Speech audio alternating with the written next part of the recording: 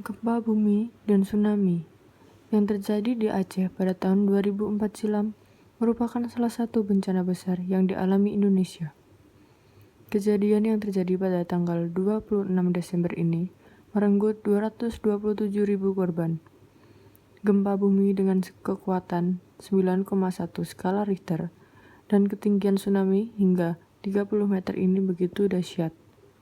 Karena itu, Badan Rehabilitasi dan Rekonstruksi Aceh Nias, Departemen Energi dan Sumber Daya Mineral, Pemerintah Kota Banda Aceh, dan Ikatan Arsitek Indonesia membangun Museum Tsunami Aceh dan meresmikannya pada tahun 2008. Sebelum mendalami bangunan ini, alangkah baiknya kita mengetahui apa itu arsitektur tradisional. Arsitektur tradisional sering diartikan sebagai arsitektur adat atau bahkan diartikan sebagai arsitektur kuno.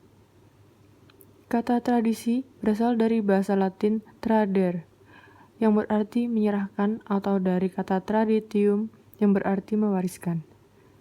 Jadi kata tradisi dapat diartikan sebagai suatu proses penyerahan atau pewarisan sesuatu dari satu generasi ke generasi berikutnya.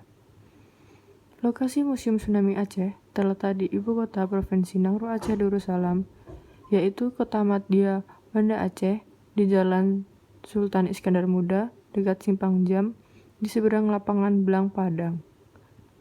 Persisnya di bekas kantor Dinas Peternakan Aceh, sebelah pemakaman kuburan Belanda Kerkhof. Museum ini mulai dibangun pada bulan Agustus dengan anggaran dana sekitar 140 miliar rupiah. Alasan museum ini dibangun ialah untuk mengenang korban bencana tsunami, sebagai pusat pendidikan bagi generasi muda tentang keselamatan, sebagai pusat evakuasi jika bencana tsunami datang lagi. Diinisiasi oleh pemerintah Kota Banda Aceh dengan cara mengadakan lomba sayembara terbuka yang dimenangkan oleh judul desain Rumah Aceh Escape Hill, yang merupakan karya arsitek Indonesia yaitu Muhammad Ridwan Kamil pada tahun 2007.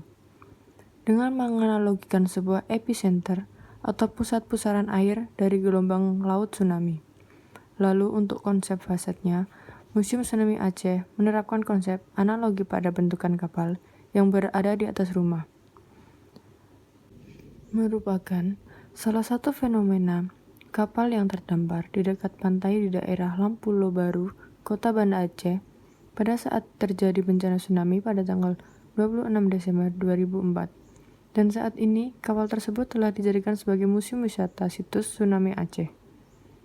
Selain dari bentuk museum yang seperti kapal, terlihat bagian bentuk yang menonjol, yaitu bagian yang terlihat seperti sumur silinder. Bentuk tersebut membentuk suatu ruang yang di dalamnya terdapat makna.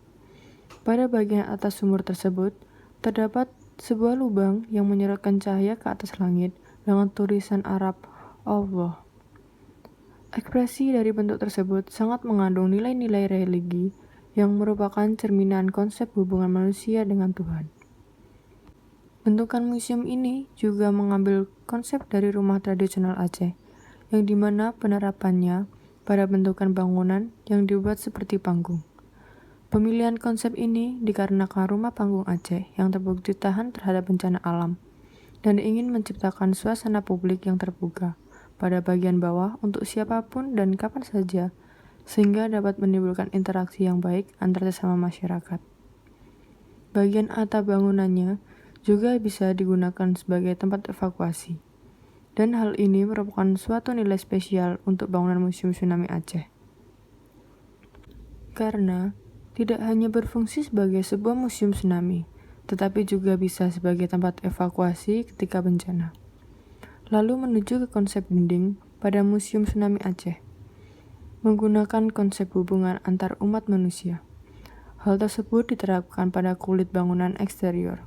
Ukiran kulit bangunan tersebut mengadopsi dari tari saman yang menurut sang arsiteknya melambangkan kekompakan dan kerjasama antar manusia Aceh. Mulai masuk ke bagian dalam museum. Lorong tsunami merupakan akses awal untuk memasuki Museum Tsunami Aceh. Memiliki panjang 30 meter dan tinggi mencapai 23 meter. melambangkan tingginya gelombang tsunami yang terjadi pada tahun 2004. Air mengalir di kedua sisi dinding museum. Suara gemuruh air, cahaya yang remang dan gelap, lorong yang sempit dan lembab, mendeskripsikan ketakutan masyarakat Aceh pada saat tsunami terjadi, atau disebut Space of Fear. Yang kedua, terdapat Memorial Hall, yang merupakan ruang kenangan. Memiliki 26 monitor sebagai lambang dari kejadian tsunami yang melanda Aceh pada tanggal 26 Desember 2004. Setiap monitor menampilkan gambar dan foto para korban dan lokasi bencana yang melanda Aceh. Pada saat tsunami, sebanyak 40 gambar yang ditampilkan dalam bentuk slide. Ruangan ini mengingatkan kembali kenangan tsunami yang melanda Aceh, atau disebut Space of Memory, yang tidak mudah untuk dilupakan dan dapat dipetik hikmah dari kejadian tersebut.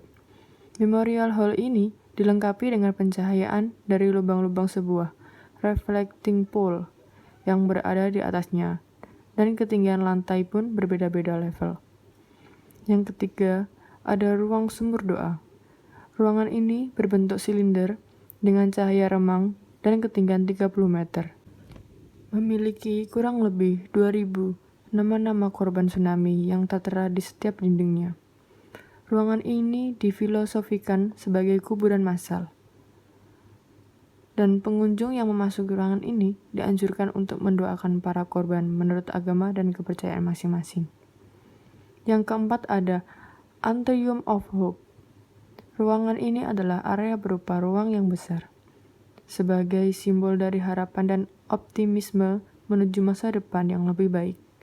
Pengunjung akan menggunakan ramp yang terlihat seperti jembatan, yang disebut jembatan perdamaian, untuk melintasi kolam dan atrium dan merasakan suasana hati yang lega.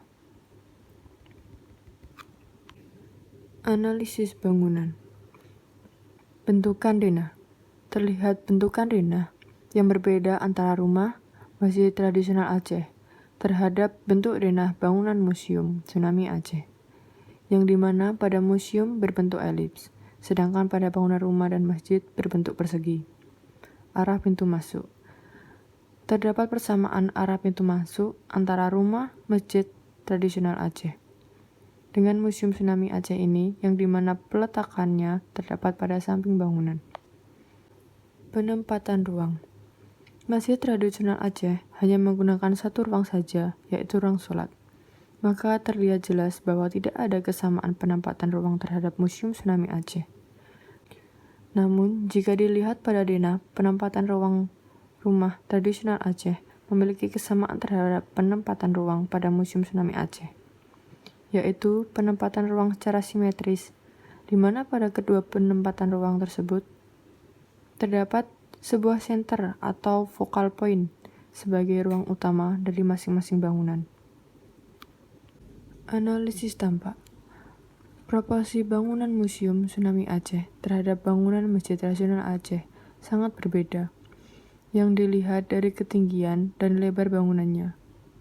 Proporsi bangunan Museum Tsunami Aceh terhadap bangunan rumah tradisional Aceh juga berbeda, yang juga dilihat dari ketinggian dan lebar bangunannya.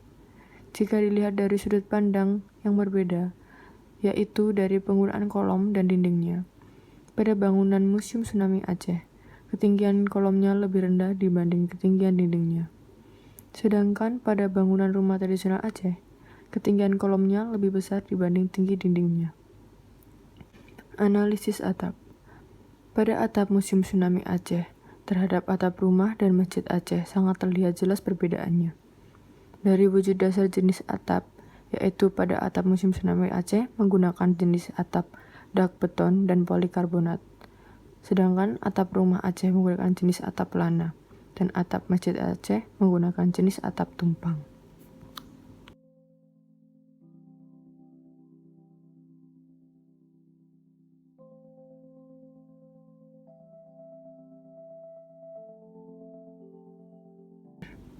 Baru saja memiliki sebuah ikon baru.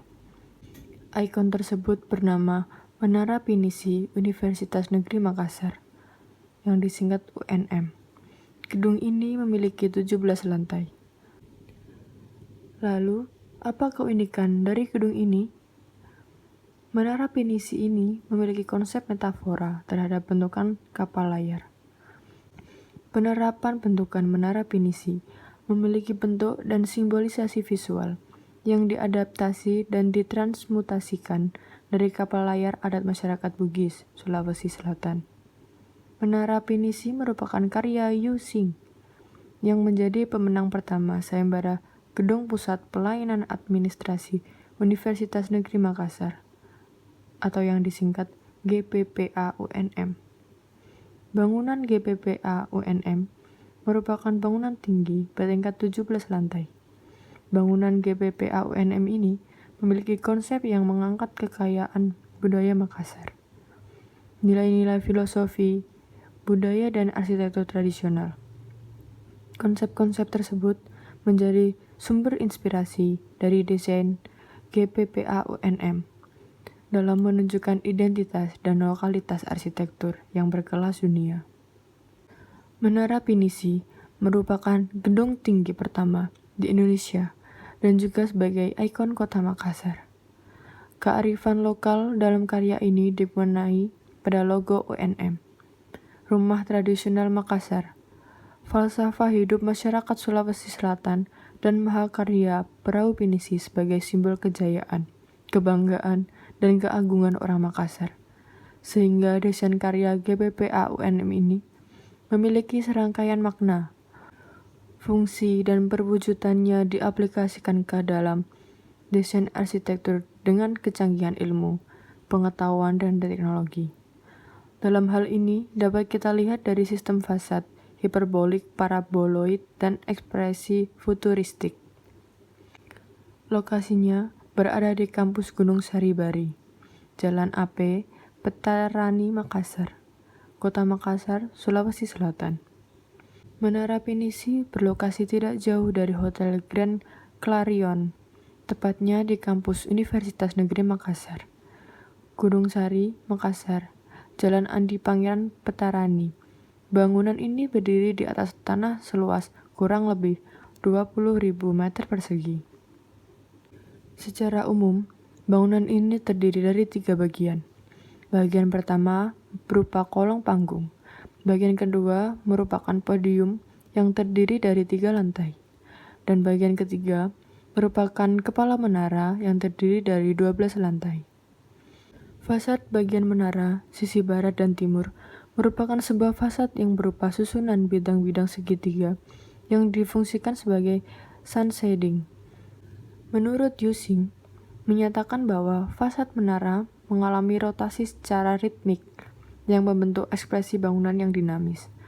Pada fasad di sisi utara dan selatan terdapat kanopi-kanopi horizontal yang berfungsi sebagai fotovoltaik untuk merubah energi matahari menjadi energi listrik. Pada masa bangunan Menara Pinisi terwujud pada keseluruhan masanya. Secara konsep, Menara Pinisi mengutamakan pada pendalaman kearifan lokal sebagai sumber inspirasinya. Penerapan konsep pada bangunan Menara Pinisi ini mengambil salah satu bentuk layar Pinisi, yaitu Kokoroyolo. Layar Kokoroyolo berusaha dihadirkan melalui massa menara yang membentuk segitiga besar mengerucut ke arah atas. Pada bagian sisinya mengerucut ke arah belakang, menjauh dan mengecil membentuk segitiga. Berlanjut ke bagian podiumnya. Penerapan metafora pada denah podium yang memiliki bentuk dasar trapesium ini dibelah menjadi 4 bagian sesuai dengan falsafah hidup masyarakat Sulawesi Selatan yang telah dijelaskan sebelumnya. Penggambaran 4 falsafah tersebut dilihat dari jumlah sudut huruf SA pada Lontara Makassar yang berjumlah 4. Hal itulah yang coba dihadirkan melalui denah podium Menara Pinisi, yaitu dengan memodifikasi sedikit bentuknya agar bisa menyesuaikan dengan kebutuhan. Fasad podium Menara Pinisi merupakan sebuah metafora yang berangkat dari konsep falsafah hidup masyarakat Sulawesi Selatan, yaitu sulapa apa. Sama seperti pada denah podium, konsep sulapa apa coba dihadirkan kembali melalui unsur yang berbeda. Konsep sulapa apa merupakan lambang 4 unsur alam yang merupakan sifat manusia, yaitu air, angin, api, dan tanah. Dinding fasad bangunan podium tersusun atas material yang berupa kaca reflektor yang memiliki warna gelap kecoklatan. Warna tersebut merupakan perwujudan metafora dari tanah. Selain itu, material penyusun dinding fasad podium ini berupa bahan stainless steel yang dapat memantulkan cahaya layaknya air. Sirip-sirip tersebut dihadirkan dengan pola ombak sebagai penguat metafora airnya. Bangunan Menara Pinisi memiliki atap yang diibaratkan sebagai bagian kepala bangunan. Pada bagian puncak Menara Pinisi, terdapat sebuah elemen yang berbentuk lancip bercabang, yang tersusun atas 2 buah besi dengan garis-garis pengaku yang disusun secara berirama. Secara visual, kepala menara terlihat seperti mempunyai antena atau sungut. Bagian dari kepala bangunan tersebut merupakan sebuah metafora yang diangkat dari elemen yang terdapat pada falsafah hidup masyarakat Sulawesi Selatan. Falsafah tersebut merupakan 4 unsur utama yang terkandung di dalamnya. 4 unsur tersebut yaitu air, angin, tanah, dan api. Pada atap atau bagian kepala bangunan Menara Pinisi merupakan sebuah metafora yang diangkat dari unsur api. Unsur api dipilih sebagai sumber ilham, karena dalam falsafah ini, unsur api dipercaya memiliki sifat melihat. Sehingga, melalui unsur ini, dapat menyampaikan bagaimana membuat diri selalu terjaga. Penghadiran unsur api kemudian coba dihadirkan ke dalam bentuk lidah api. Pada penerapannya, metafora dari lidah api disederhanakan menjadi bentuk yang tersusun atas besi dan memiliki 2 cabang lancip pada ujung besi tersebut. Berikut adalah aspek Nusantara dalam penjelasan dari masing-masing unsur Menara Pinisi. Yang pertama adalah pola tata letak. Penerapan pola tata letak pada GBPA-UNM sesuai dengan konsep penerapan terhadap arsitektur tradisional Makassar, falsafah hidup masyarakat Sulawesi Selatan, serta simbol perahu pinisi. Untuk konstruksi, penerapannya hanya pada tampilan kolom, pada kolong atau panggung yang disesuaikan dengan tampilan pada rumah tradisional Makassar. Pada bagian bentuk, perpaduan arsitektur lokal Nusantara yang penuh filosofi dengan arsitektur modern masa kini yang penuh dengan kecanggihan teknologi dan ilmu pengetahuan. Dalam orientasi, sesuai dengan konsep rumah tradisional Makassar. Untuk materialnya, mengalami perubahan material karena jenis dan fungsi bangunan.